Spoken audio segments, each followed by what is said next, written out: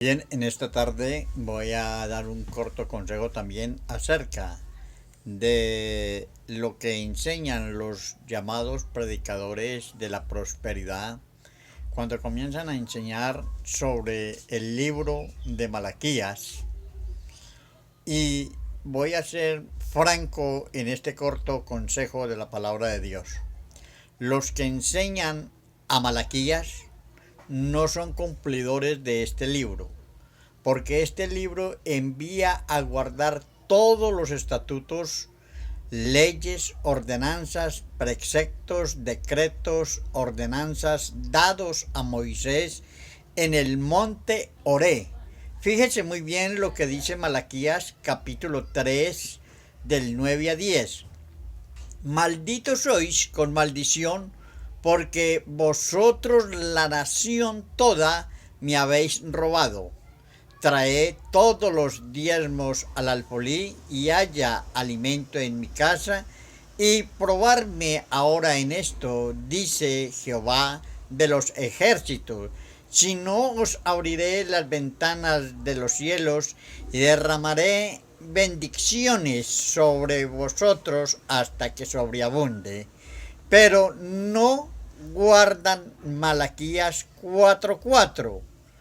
Malaquías 4:4 dice: acordados de la ley de Moisés mi siervo, al cual encargué en Noré ordenanzas y leyes para todo Israel. ¿Era para quién? Para todo Israel. Cuando usted le haga esta pregunta a la iglesia, levanten la mano los que cumplen con el libro de Malaquías. Fíjese quién levanta las manos y vigile.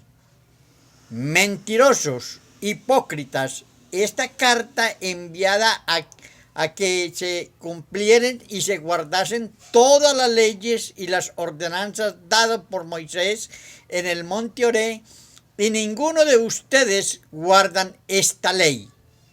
Luego dígales: mejor es que guarden lo que ordenó el Espíritu Santo, juntamente con los apóstoles, la verdadera iglesia de Cristo, allá en el libro de Hechos 15, 18, 31, donde dice claramente: porque ha parecido bien al Espíritu Santo y a vosotros no imponerlos ninguna carga más que estas cosas necesarias. El texto 29, que os abstengáis de lo sacrificado a los ídolos, de la sangre, de ahogado y de fornicación, y de las cuales las cosas que guardéis, bien haréis. Pásalo bien. El texto 30. Así pues, los que fueron enviados decidieron Antioquía, y reunidos a la congregación, entregaron la carta, el texto 31, habiendo leído la cual se regocijaron por la consolación. Oiga lo que está diciendo.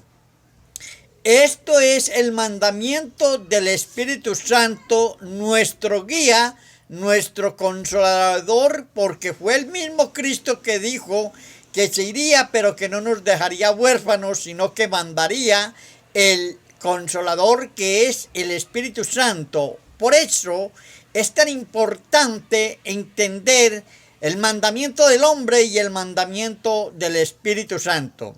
Si el Espíritu Santo hubiera querido que nosotros, los gentiles creyentes, diezmáramos o que guardáramos días de reposo, observando los alimentos limpios o inmundos, luna nueva o días de reposo, etcétera, no los hubiera dicho en este concilio, en la reunión oficial que sucedió en Jerusalén, allá en el libro de Hechos 15, del 1 al 35, y que fue efectuada precisamente para nosotros los gentiles creyentes de las naciones.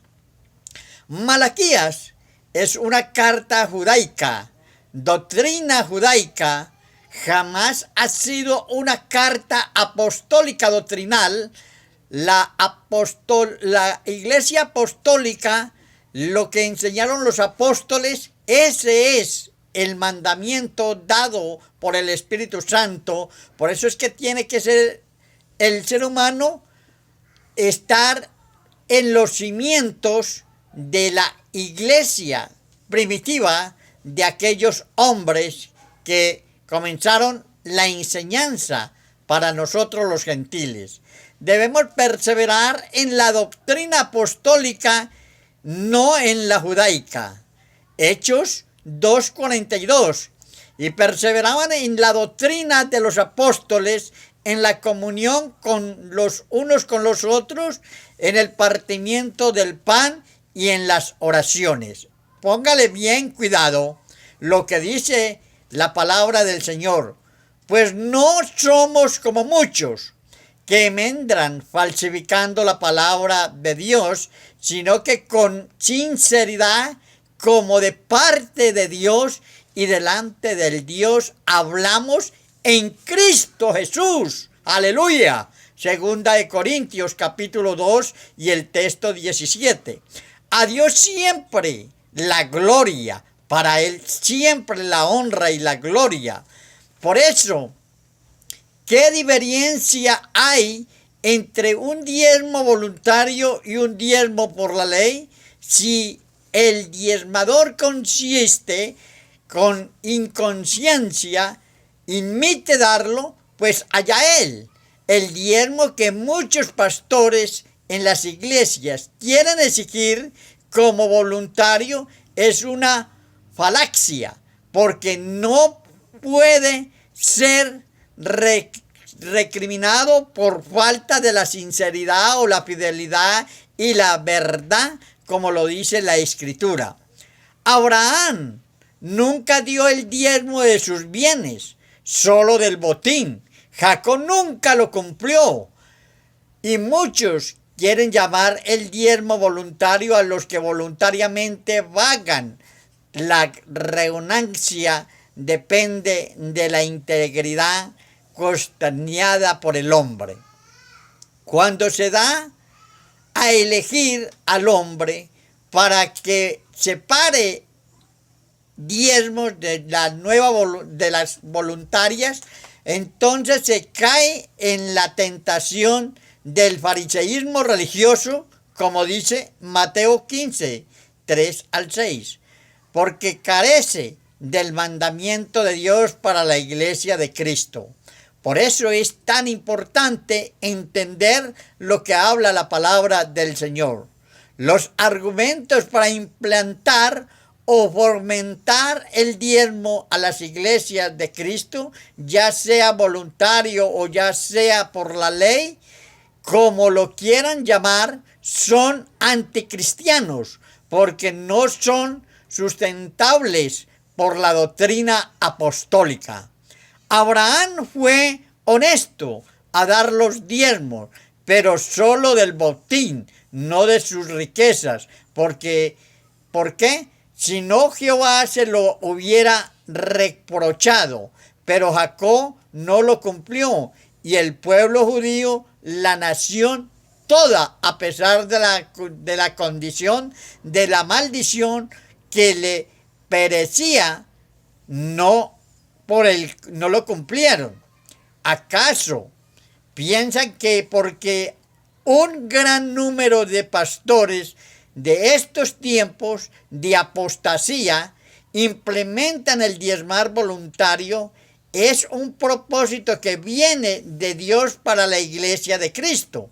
El diezmo voluntario es una falacia, porque carece de fidelidad y veracidad, pues no se garantiza de que se diezma y se cae entonces en lo importante. Luego, como juzgará Dios a las personas que malinterpretan y ponen algo en sobre de alguna persona como yugo. Luego dicen al pastor: ahí están mis diezmos. ¡Qué tremendo! ¿Cómo juzgará Dios a los pastores que imiten en algo que no es obligatorio sino voluntario porque mienten? Y todos sabemos que los mentirosos no heredan el reino de Dios o el reino de los cielos. Entonces, ¿qué diferencia hay entre el diezmo voluntario y el diezmo por la ley? Si el diezmador consiste en inconstante y miente al darlo, muchos dirán, bueno, ya eso lo juzgará el Señor. Entonces, ¿por qué se lleva a la persona lavada en la sangre de Cristo a caer en lazos de maldición, poniéndole un yugo que ni los judíos ni gentiles han podido llevar? ¿Por qué se le hace tropezar? La conclusión: si los cristianos fueran a ser juzgados por los diezmos, ya sean voluntarios o por la ley, se irían al infierno y el sacrificio de Cristo entonces sería en vano. Por tanto, el diezmo para la iglesia de Cristo, ya sea voluntario o por la ley, no está sustentado en la doctrina apostólica dada a los apóstoles por el mismo Señor Jesucristo. Yo no caigo en lazo, yo me doy por entera a mi Señor. Incondicionalmente todo lo que está a mi alcance lo haré por amor a mi Salvador Jesucristo. Pues ¿por qué se ha de juzgar y la libertad por la conciencia de otro?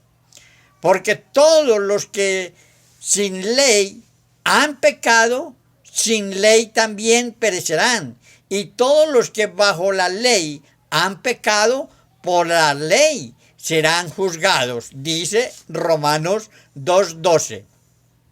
Por eso, si buscamos ser justificados en Cristo, también nosotros somos hallados pecadores. Es por eso que Cristo mismo de pecado en ninguna manera, porque si las cosas que destruí, las mismas vuelvo a edificar, transgresión me hago. Eso es lo que dice el libro de Gálatas.